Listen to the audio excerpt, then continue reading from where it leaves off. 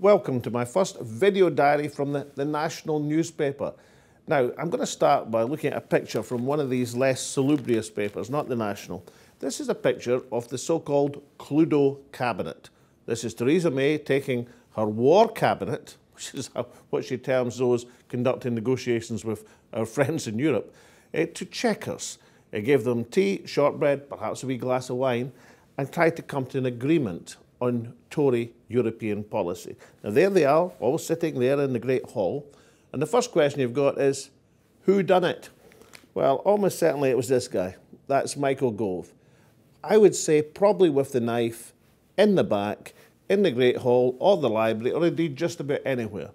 The second question for the Cluedo Cabinet is, where's the Secretary of State for Scotland? Well, he ain't there, of course. There is nobody from Scotland there.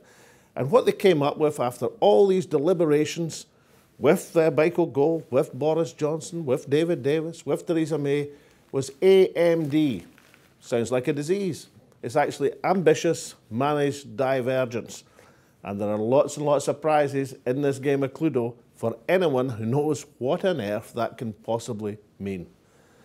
The difficulty with all of this is that Theresa May isn't meant to be negotiating with her own cabinet. They're meant to agree already. She's meant to decide that. She's meant to be agreeing and negotiating with the rest of Europe. And they've already poured some substantial buckets of iced water over the concept of AMD. So for Theresa May, there's no scores in this particular game of Cluedo. Well, the Tories, of course, aren't the only Westminster party making the news on Europe now. On Monday, Jeremy Corbyn committed his party, if not to the customs union, then to a customs union.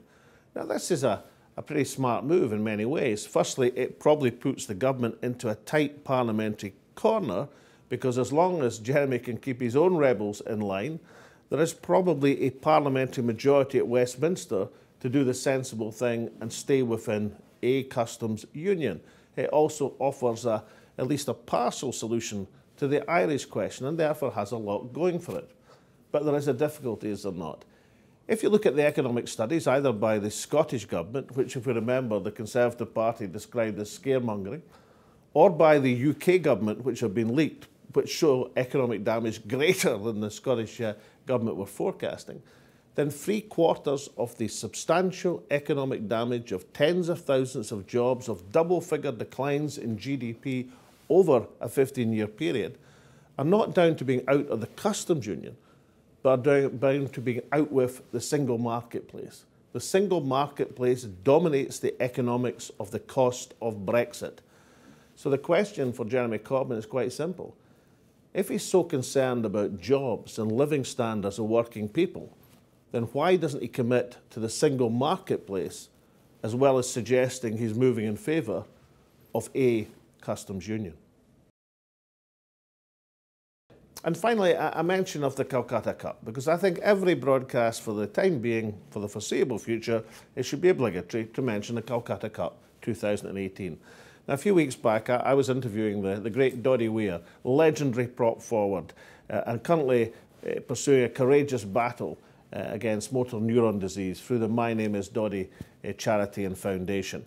Anyway, I was interviewing Doddy at Murrayfield before the Welsh game, but it was going to be shown after the Welsh game. So we did two versions, one on the hope of a Scotland victory, another on the expectation perhaps of a Scotland defeat. So on the Scotland defeat one, Doddy Weir, before the game, actually predicted how the game had gone and what Scotland had done wrong.